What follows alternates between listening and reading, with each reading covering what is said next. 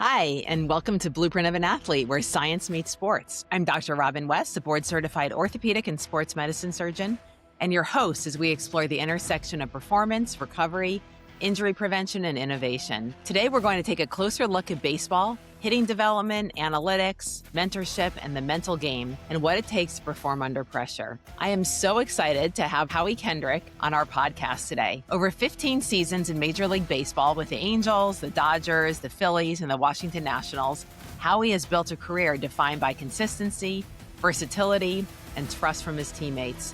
He earned All-Star selection in 2011 and is widely respected throughout the league for his approach, his work ethic, and his professionalism. For many fans, however, he will be forever remembered as an integral part of the Washington Nationals World Series championship team and their unforgettable postseason run. Highlights from the postseason include Howie's grand slam home run in the 10th inning of Game 5 in the NLDS against the Dodgers. He then delivered again in Game 7 of the World Series, hitting a 2-run home run in the 7th inning, propelling the Nationals to win their first ever World Series championship. After retiring in 2020, Howie transitioned seamlessly into leadership and player development role with the Philadelphia Phillies, where he now serves as a special assistant and mentors players from hitting, approach, and the mental side of the game. Howie, it is so great to have you. Welcome. Thanks for having me on, Dr. West. It's a pleasure. Thank you. So let's start in the beginning. Let's start about this really smooth transition you've had from player to mentor and front office advisor.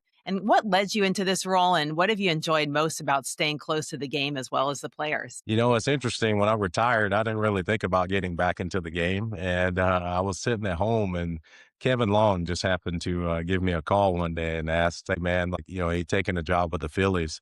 And obviously he was with me and with the Washington Nationals in 2019. Actually, he started in 2018, and he was my hitting coach there.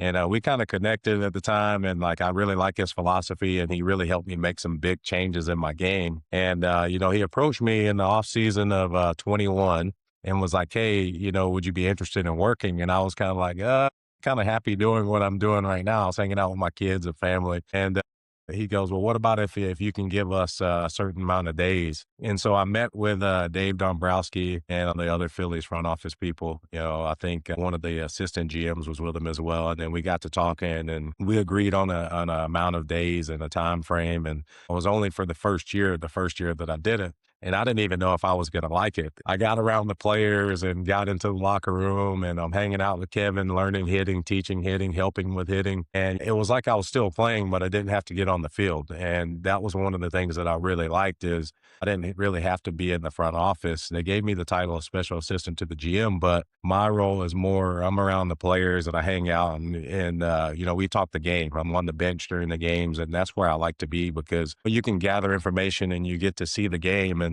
you get to talk about things that happen in the game, and guys will just come up and we just have conversations about baseball. And that's what I really cherish and love about the role that I'm in, is that I get to be around baseball. I get to give information, because guys before me, that I was coming up, they did that for me. Yeah, it's so great. How different is it, and how much do you work with the minor league players versus major league? How does that work out, and what's your role there? So they kind of let me do not necessarily anything that I want, but they kind of let me make my own schedule in a sense. And, I can do minor league stuff and major league stuff, but I spend a lot of time with the major league team. But I also really like doing the minor league stuff, because you can give information that a guy might not have heard, or you can go down to help a guy maybe think about something differently, and just seeing the way they work. Obviously the game's evolved a lot, and I got a chance to see it from the old school era, on the tail end of the old school era, into this middle period where it was starting to transition into more technology. And then on the back end of my career, I was around the analytics and seeing how guys are using the numbers and understanding how they work. So I've been able to go through three different little areas of baseball. And I think it's fun, because I feel like in my career, I was able to evolve with those different areas of baseball. And I think you have to keep an open mind, because I feel like the kids now, they're more of a tech oriented than they are the old school side. But I think there's a way you can marry the two. And I think that's the fun part of the game now, is being around both, but knowing that, okay, it's still baseball, and how can I relate this to a guy that might only understand how to look at numbers or are worried about numbers, because we still have to play the game. Yeah, it's so interesting. You and I had talked about analytics and how it's affected baseball, and obviously it's affected a lot of sports, right? I mean, we have analytics in golf and football, we have all these tracking devices, and even in orthopedics, just we can watch our athletes recover from an injury. So it's certainly very helpful, but it can sometimes get in the way. When you and I were talking about it, for hitters now, how do you feel analytics actually help them and how do they get in the way? I think some guys go to the extreme and say, man, I hate analytics. And some guys go, man, I love them. And I think there's a happy medium between the two because I think if you use them in the right way, but I think the main thing is if my fundamentals are on point, the meaning that I'm doing the things day in and day out that are going to help me produce a swing or produce the mechanics that I need. Now I can go back and look at the analytics of like, okay, why am I getting myself out? How are pitchers getting me out? And what are the pitches that are getting me out? And I think if you use them in that sense, based off of, okay, I'm going to go into this game and okay, this guy's 38% fastball, maybe he's 15% changeup. And you look at how he uses his pitches, I think it's very beneficial as a hitter if I understand that, like, okay, this isn't the end all be all, but I have a guideline going into the game. And I think some of the other things that we start to see too in some of the charts is guys having carry. Back in the day, we'd say, hey, his ball plays up, but now they can quantify that. And you can tell, like, okay, this guy's breaking ball, if it starts in a certain quadrant, it might have more rotation than another guy's ball. So that means that even though it starts here, it might drop a little further out of the strike zone. And so you start to take in that information and you use it to your benefit. Now, obviously, when we get in the game, I'm a big competitor. Like I like having some information, but if you get too much, now it can hinder your performance. So I try not to go too heavy into it, but I do want to know enough of it that I can go in with almost like having an educated guess. Yeah, yeah, it's interesting. I mean, it's like balancing a feel, right? It's the feel of the ball, I'm sure, and also the analytics. And I'm sure that the analytics sometimes unintentionally create this tension or hesitation in the box. Is that what you find? How do you describe this feel for a hitter? I think at the end of the day, once we get in the box, I do feel that we just have to compete. If we're in the box thinking we're not going to be able to perform, I think your thought process, I think if anything, we want to be, you've probably heard this term, we want to be dumb hitters. And meaning that the less thinking that I do in the box, the better, because I want to be more reactive once I get in the box. And I think having a game plan before the game and understanding what your game plan is tailored to what the pitcher is going to try to do to you, I think that helps you not think in the box and already have an understanding of what I'm trying to do. A lot of times you'll see guys trying to go in and like adjust to the pitcher. And obviously you got to know what your strengths are and be able to adjust in game because that day, maybe that guy might not execute certain pitches, but it's up to me to understand like, okay, he doesn't have that today. So I can eliminate that. And I think it's just a kind of like a active dialogue or active database, I guess. You're gathering information as you go.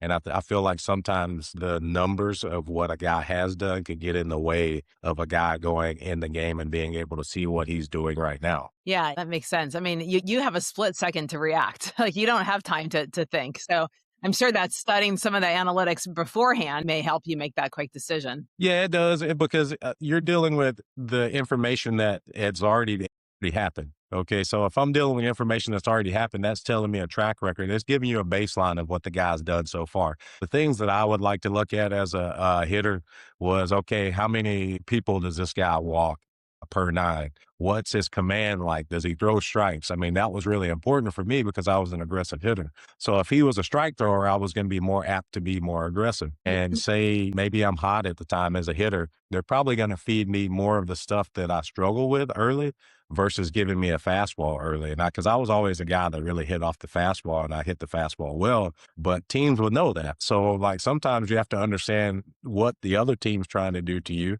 And they also understand what you do well because the information in your track record. So I always would tell guys too, you're in control of your analytical data, meaning that like, say I'm a guy that goes out and swings 90% of the time first pitch. Well, as a pitcher, I'm probably not going to give you a pitch that you can handle first pitch. I'm going to try to see if get you to expand the strike zone.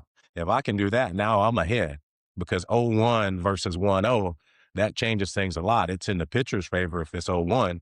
But if it's 1-0, it's in the hitter's favor because that pitcher doesn't really want to get behind as much. And obviously, different situations play into that too, whether there's runners on, or is there a man in scoring position, is there a guy on first? So, all these things, like you have to have an understanding of, okay, the game's in this situation. So, having feel of the game too is very important. It's like a big math equation. There are a lot of moving parts Yeah, going on. definitely a lot of moving parts. I wanted to move on to your teaching approach and baseball IQ. Now, obviously, you could talk for hours about this, Howie. Wow, you've got so much knowledge. But in your current role with the Phillies, you spend a lot of time, talking about the approach. And can you explain what approach means and how does it separate hitters who understand approach versus those who only focus on mechanics? I think the guys that really have an approach, they're setting themselves up for success because when you're designing an approach or coming up with your approach, it's tailored to you, like in particular. And if you're trying to use somebody else's approach, you're probably not going to have as much success, but you can ask people like, hey, what's your game plan off of this guy? And then you can kind of base your approach because it never stays the same. It depends on the pitcher. If I'm facing a reliever versus a starter, I'm probably going to get 3 chances against the starter. So I might go up my first at bat against the starter and go, okay, unless I've known the guy, I might go, okay, let me see a couple pitches. Now, if I'm ahead, I get to see more of his pitches. So it's kind of like a little bit of a chess match and understanding, okay, what's this guy trying to do to me? And what has he done to me in the past? What is he doing right now? Like, what type of success? Is he hot right now? Is he having a lot of success on the mound? Is he getting a lot of guys out? And how is he doing it? So it's very active. Your approach should be ever evolving. The way I look at it is because, if you face a guy a lot of times, then okay, maybe he might pitch me a certain way. If I had a lot of success against him, then I'm not going to change my approach. But if I haven't had success against him, I'm searching for a new approach and I might ask another player and go, hey, what are you doing against this guy to help you have success? And then you start to look at guys that are similar to you. And you can pull up video. There's so much video now. You can pull it up on your iPad, on your phone, and you can watch what he's done to other guys that you feel like you hit like. And I think it's just about constantly gathering information and trying to improve who you are as a player, not only in the off season, but throughout the year too. And understanding one, how am I getting myself out? And two, how are they getting me out? So my approach a lot of times will be catered to, okay, what do I need to do in today's game to set myself up for success or to help my team win the game? And you might not even get any hits that day, but you've had like 4 quality at bats. So, and then when I say quality at bats, that means putting together at bats that where I felt like I got a pitch that I was looking for and I put a good swing on it. It's not necessarily walking. Some people think that you only way you get a quality at bat is if you see a lot of pitches or if you walked in that at bat. Well, having a quality at bat, in my opinion, is okay, did I get my pitch and did I execute on that pitch? So that means that I put that ball in play as a hard hit ball. I might not get rewarded for it, but I can look at it as a small success and not just being 0 for 1 or 1 for 1. So those little things that I would try to over the course of my career, I got better at doing that. And I felt like as a player, I became a better hitter as I got older versus being younger because of a knowledge base, a lot of the failures and experiences. Yeah. Is that hard to teach to someone, to one of the young players or? I would say a lot of times, especially with baseball, there's so much failure. But if you can embrace failure and you understand that, hey, I'm going to fail, even if I fail 30% of the time or 70% of the time, I'm still great. And that's a hard one to teach somebody It's hard to because teach. it is. Because if you fail and you constantly fail and you constantly fail, it's going to beat you down a little bit. But it's the guys that really not embrace it, but they kind of welcome it because it's a sign of like, hey, I need to improve. And I've noticed, throughout the course of me being around the game, it's those guys that are the ones that continually have success because they know they're going to fail, but they always figure out a solution and they work through it.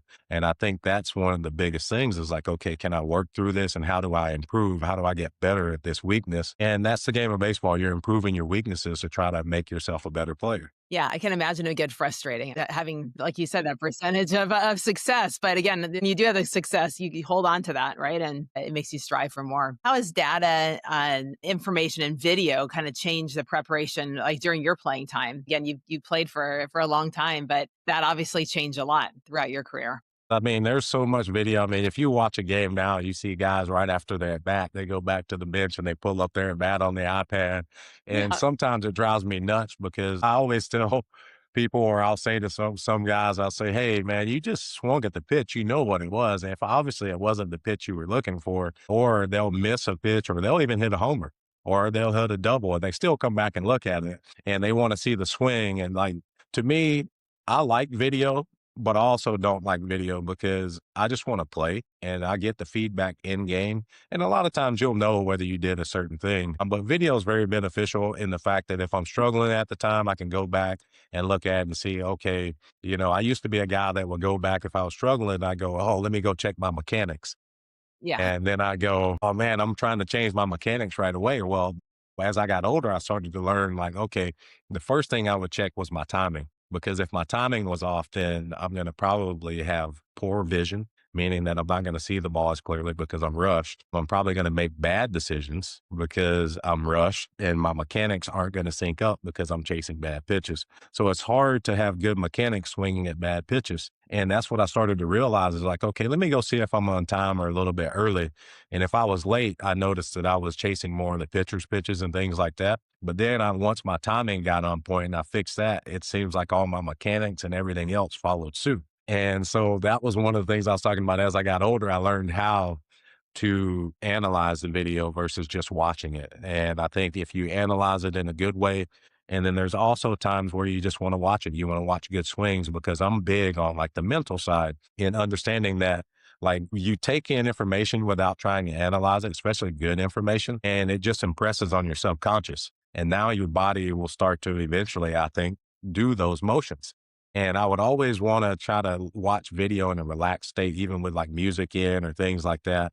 And you want to get yourself pumped up, but all the while you're still taking in that information without doing the reps as well. Yeah, that's really fascinating. It's not the physical side, it's the mental aspect and lots of things play. And talking about that, Howie, I kind of wanted to move on to mentorship and development. You're obviously an incredible mentor for these young players. And what do you think young players really struggle with? I mean, I know your sons play as well, but what do you think young players struggle with the most today? Is it that physical side, the mental side, the adjustment to the professional side once they move to that level? I think a lot of the kids now, I'm around the kids a lot, like doing the MLB develop stuff and then just other youth sector stuff, coaching some high school baseball. I think kids, sometimes the lack of instincts gets in the way because they're so tied to numbers here. And this is not all kids. This is not somebody will say, well, dude, that's not everybody. No, it's not everybody. And I'm not talking about everybody because I do come across kids that can just flat out play. They have what's in here. And to me, that's one of the most important things. Like when I see kids that are super talented, I go, okay, yeah, he's really good, but how is he as a teammate? What's inside here? Does he care about his teammates? How is he when he goes 0 for 4? I feel like with this whole club ball thing now that's happening, we've created a lot more individuals, more so versus team players, because you've got teams flying kids in to play for a weekend. There's kids that get paid to come play. And I'm like, man, this isn't the game. And now with that being said, I do see a lot of good in the club ball circuit. You're bringing all the best players together. They're playing against really good competition. And it's those ones that really thrive in that can be a teammate, that do understand how to play the game, that really have success. And those are the guys that usually go in the first and second round, or they're really the top college players too. But with that being said, the kids, a lot of times just having a lot of the tech, they'll be in the cage and they hit with the hit tracks, and every swing they're swinging to see what the X and below is or what the launch angle was. Like, honestly, it's about playing the game, and when you hit a ball hard. I say that to the kids that I'm around all the time. I'm like, hey, man, you don't need a number tied to that. Like, as long as you're hitting the ball hard and consistently, your numbers will be where they're at if we develop you fundamentally. So I try to get them to buy more into the fundamental side and developing that, and everything else will follow suit. If I can get my body to move properly or field the ground ball properly or make the routine play, now I'm going to be a better player for that, because a lot of the college coaches that I talk to, they want to know, can this guy make the routine play? Can he consistently put the ball in play and hit the ball hard? But now I think that everything that these kids do, and I'm not faulting the kids, but it's tied to a number value. And if they feel like if they don't hit a certain number, whether I'm throwing 100 off the mound or upper 90s, or whether my exit velo is over 100 miles an hour, I'm not going to get a college team to play for. And I think that can be anything further from the truth with these kids nowadays. How is that teaching your kids? I know that you do some coaching for your kids. Do you find that challenging? It's Do tough. they have your natural ability? They do in their own right. And I just try to teach them. I'm big on the fundamentals. But even my own kids, my oldest son was chasing velocity for a little while. And I was trying to explain to him for years that, hey, just learn to command the baseball. If you can command the ball, you're going to get outs. I said, at the end of the day, I know the league and what these kids here is they want swing and miss. Well, I've never seen a baseball game that ended in 27 outs and they were all strikeouts. Now, there's been some 20 strikeout games. Max Scherzer, who I played with, had a 20 strikeout game. That's really impressive when you see it, but still, you can get 20 strikeouts and still lose the game. So I just tell them, hey, I want to focus more on getting outs. And if we can get outs and make plays behind you, then, we're going to have a good chance to win. You're setting your team up for opportunity to win. But, that velocity number, because he pitches too, they chase that because they're like, well, I'm not going to get any recognition. And a lot of kids feel that same way, where I do feel like a lot of kids do get overlooked because they might not be the guy throwing 92 at 15 or 16, and they might be a later developer. Some of these kids that are throwing hard early, they're at risk for injury. I don't know how they got to that point, whether they're throwing the weighted balls and doing things like that. But I do see a high number of injuries in younger kids now, more than I've ever seen before. But they're also a lot bigger, they're stronger, they're faster, but it doesn't necessarily mean they're more talented. And they still make, what I call baseball mistakes, like a lot, So teaching them the game, I think, is just as important as getting them to do things faster, hitting the ball farther, running faster, or, hitting the ball 900 feet. I could care less about that. I want to see if you can be consistent. How does he play? Can he play the game? What's his baseball IQ? Those are the guys that really stand out to me. You have to go on a parent lecturing service and help parents that as well. Because I think parents also use those numbers and those analytics and look at that. And, again, having their kid play, 365 a year round, very focused. And that's all they want to do. Interesting, because a lot of parents, I've heard stories. I don't know anybody that's done this. They're taking out like a second mortgage or taking equity out of their home, selling their cars. And then their kid, they might not even play in high school. They might burn out. And here you are, you spent hundreds of thousands of dollars, because club ball's not cheap. I pay for it just like most of the other parents, but at the same time, it's not cheap. And I don't really necessarily like the price, but that's where the competition is. And that's where I have to take my kids to play. But I think one of the differences is I do see parents that live through their kids and they think that their kid is going to be the next major leaguer. And I'm like, less than 1% of these kids, like from every little league, makes it. You take one kid out of all these little leagues in the world, and you're like, man, not only are you competing against guys in the US, but you're competing against guys all around the world. And I tell Right. kids, I tell kids here, I said, hey, you haven't even seen some of the Dominican kids or the Venezuelan kids that are going to come over that just signed. So those are the guys you're competing with as well. And they're 16 years old and you're 18. So I think now, and honestly, for a lot of the kids that I see, I'm like, dude, you might want to plan on going to college, because now you'll be a little more developed. You're going to get pretty good coaching, and you're going to be at a different spot once you do get into professional baseball. Because I feel like the time is limited now once you get into pro ball. Like, you've only got so many years, because the draft's fewer rounds now, and there's fewer teams, and there's more emphasis on like, hey, we got to get these next guys rolling. And if you're a guy that doesn't cut it, you're going to be gone. There's no waiting around. I think it's like 150 players now, if I'm not mistaken. That's less than there used to be because there's fewer teams. So like, teams aren't going to wait around for you to develop. That's why I tell a lot of the kids, hey, you might want to think about going to college. You're going to come out stronger. You're going to be a little more mature. And then like your base level is going to be higher once you do reach professional baseball. Yeah, it's interesting. We'll go on to injury, kind of recovery and longevity. So our relationship, Howie, goes back to the time with the Nationals when you tore your Achilles tendon. I'm just curious, how did that injury and that recovery, what did it teach you about your body and your career? You know what? I wasn't expecting that injury, because the day before we had a rain out, if you remember, and I was supposed to play infield the first game, and Davey came to me and was like, hey, I need you to play outfield. And the ground wasn't crazy soft, but like, out of that injury, it was kind of strange, because I caught the ball and I just remember looking down going, man, why can't I move my foot? I couldn't move my foot at all. And I go, man. So then I sat down and I realized I ruptured my Achilles, and thankfully it wasn't still attached. And that was one of those injuries where I'm thankful that you put it back together. I mean, it was just a crazy injury. But I think at the end of the day, with that injury, what I've learned is that I'm a pretty positive person anyway. But I feel like my mindset going into the injury and recovery, it made a big difference. And me being able to recover faster, I feel like your mindset definitely affects the way your body heals. And for whatever reason, I had a great therapist in Keith Coker, obviously you're acquainted with now, but having the healthcare and you really dive in. And I didn't really know you as well before we met because you're obviously our team doctor, but you being able to put me back together the way you did and having a great surgeon also goes into the recovery process.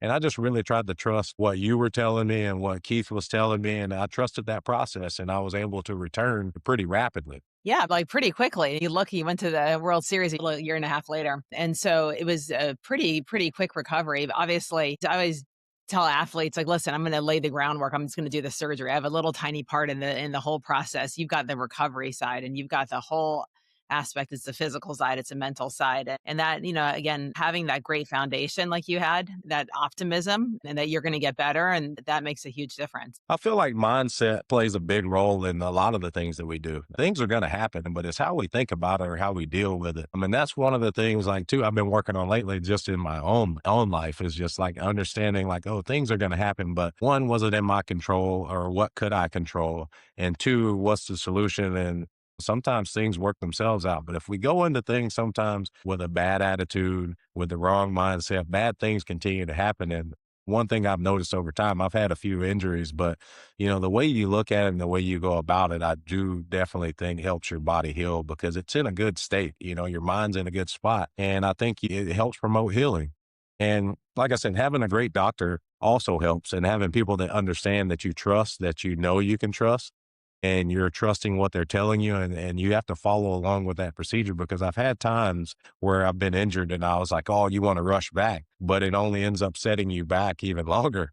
And I've learned over time that like, and this came with maturity as well, is like, it's better to take a couple extra days than to take a couple extra weeks. Yeah, it certainly comes as you get older, but I think the young athletes often struggle even the most. The high school athletes are the ones who are going through the college recruiting to play sports. And so I think it's a whole issue on that mental aspect and trying to help these athletes with that aspect because they're not often mature enough. They haven't had an injury before. All of a sudden they're thrown into this and they have all these things on their mind. They've got their family also is affected. And the family often struggles as much as the kid does with the recovery because now they've lost their social network, they've lost their teammates and that aspect as well. Yeah, and I actually completely agree with that. And I think one of the other things too that we haven't mentioned is having coaches understand injuries. A lot of these coaches, they're high school coaches, some are volunteers. I've heard some stories recently about some kids having some UCL injuries where they were slight tears and the coach tell them, oh man, you might be good now after a couple weeks.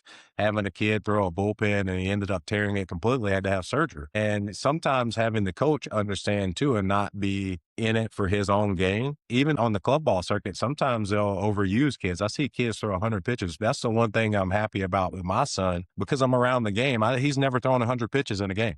He's the most pitches he's ever thrown is 88 pitches in a game. And that was just last year. And people are like, well, why don't you let him throw longer? And even he's asked me. And I told him, I said, your career is not high school. I said, my job is to get you into college. Now, once you get into college, you'll be more mature. Your growth plates will be matured by that time. I said, I don't want to get you injured before now because what's the point? There's no gain in it. You're not winning a World Series in high school. I said, I get the state championship and all of that, but my goal is to make sure you're healthy and you can always throw more pitches. But I said, that's not the point. You only have so many pitches before you break down. Yeah, you obviously understand it. Not everyone understands it. So trying to get the coaches to understand it, the parents, like you said, some of the parents are pushing their kids so hard and they're injured. And I'm like, there's no reason to play an injured kid. Like they're going to hurt something else. So Yeah. trying to have everybody understand that. So I've had the privilege of being on championship teams on the medical side, including the Steelers in 2006, 2009, and the Nationals in 2019. And every title run has felt really different to me from the medical side. Sometimes it's a slow start. Sometimes it's just rallying around a veteran. Sometimes it's the locker room and how the locker room came together. From your perspective, what made the 2019 World Series team different? And what was unique about the clubhouse or the season that year?